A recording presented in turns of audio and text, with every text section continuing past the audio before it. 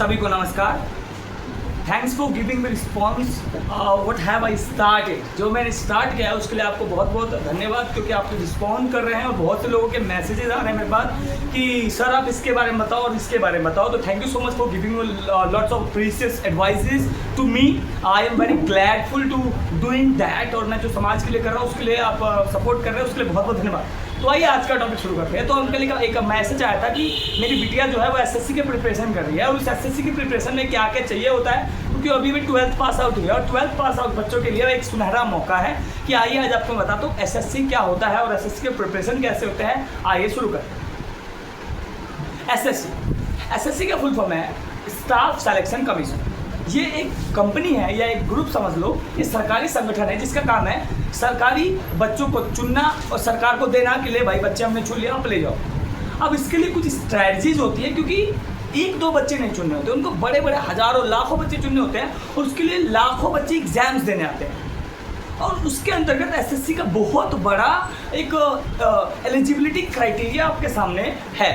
Defence में अलग मांग होती है और कॉर्पोरेट जॉब में, गवर्नमेंट कॉर्पोरेट जॉब में अलग जॉब होती है, वैकेंसीज होती है और अलग अलग क्राइटेरिया भी होती है। तो आइए शुरू करें। सबसे पहले मैं केवल और केवल एग्जाम से रिलेटेड बात करूंगा। फिजिकल की बाद में जैसे जैसे आपको नीड्स होगी आप वीडियो को वैसे वैसे डिमांड कर सकते हैं और मैं वैसे वैसे वीडियो बना के भेजता रहूँगा। तो आइए शुरू करें स्टाफ सिलेक्शन कमीशन के प्रोसेस। एग्जाम के प्रोसेस कुछ नहीं है। एग्जाम में मात्र 4 सब्जेक्ट ही होते हैं कहने को। 4 सब्जेक्ट में कौन सा?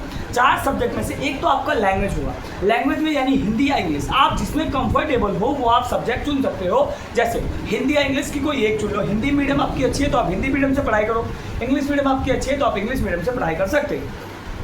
3 सब्जेक्ट जो होते हैं वो तीनों जनरल में होते हैं। जैसे दूसरा सब्जेक्ट होता है मैथ, आपका फेवरेट मैथ सब्जेक्ट। उस मैथ सब्जेक्ट में नॉर्मल बेसिक 10th रिगार्डिंग आपके क्वेश्चंस आते हैं। आपको मैं लग रहा हूँ मैथ हाईएस्ट लेवल के आते हैं, नहीं उतने लेवल के मैथ नहीं आते हैं, क्योंकि आपके एसएससी कम लेवल के पूछते हैं। लेकिन हाँ, टाइम कम होने की वजह से हम उस क्वेश्चन को छोड़ कर आ जाते हैं, इस बात का ध्यान रखना होता है। दूसरा सब्जेक्ट है मैथ। पहला सब्जेक्ट है लैंग्वेज का हिंदी या इंग्लिश, दूसरा सब्जेक्ट है मैथ, तीसरा इंट्रोडक्शन सब्जेक्ट है रीजनिंग, जो बच्चों के लिए नया होता है क्योंकि वो 12वीं पास करके बच्चा आया हुआ है।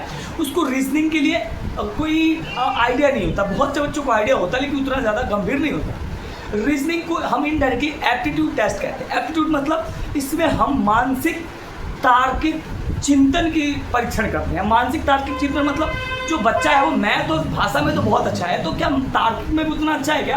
अब इसमें कैसे कैसे क्वेश्चंस आते हैं, क्योंकि मैथ का आपको पता चल गया, हिंदी इंग्लिश में ग्रामर्स आती हैं।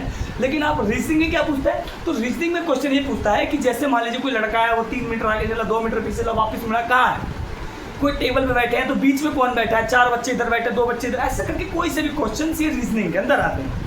अब चौथा सबसे टफेस्ट सब्जेक्ट है, उसको कहते हैं जीएस। जीएस का मतलब है जनरल साइंस या जनरल स्टडी। आप जो भी बन सकते हो, जो भी पढ़िए। अब एक कहने को तो 2 लेटर का शब्द है जी और एस, लेकिन बोलने को कम से कम 2 लाख इसमें अंदर टॉपिक्स हैं, उसको हमें कंप्लीट करना पड़ेगा। जीएस में इंडिया के सारे टॉपिक्स आ जाएंगे, जैसे साइंस है ना, साइंस एसएसटी के सारे चैप्टर्स आ जाएंगे। जैसे जियोग्राफी हो गया है ना, जियोग्राफी हो गया, पॉलिटिकल साइंस हो गया, हिस्ट्री हो गया, और भी चीज़ें हैं। साइंस आ जाएंगे आपकी, chemistry, physics, biology, A to Z chemistry, ये सब चीज़ें आपकी जीएस में आती है। जीएस मतलब एक ब्रॉड टॉपिक है। ब्रॉड टॉपिक मतलब वो कभी नहीं खत्म होता। हाँ, जीएस में सबसे इंपॉर्टेंट पार्ट होता है करंट अफेयर का। करंट अफेयर हम उस सब्जेक्ट को कहते हैं जो करंटली अभी हुआ है।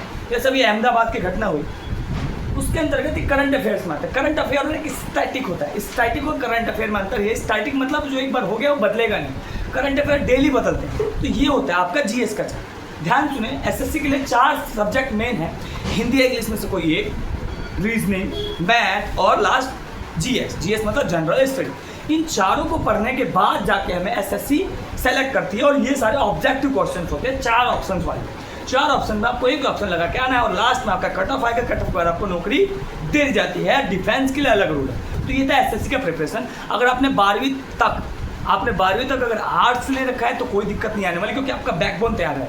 लेकिन अगर अच्छे से पढ़ा होता है ना, अगर आपने कॉमर्स से ले रखा है या साइंस से ले रखा है, उसके लिए भी कोई बात नहीं, आप उसके लिए भी प्रिपरेशन कर सकते हैं, लेकिन बेसिक से करना पड़ेगा, क्योंकि 10वीं तक तो आपने एसएसटी पढ़ी होगी। 11वीं 12वीं में थोड़ी दिक्कत आती है 2 साल।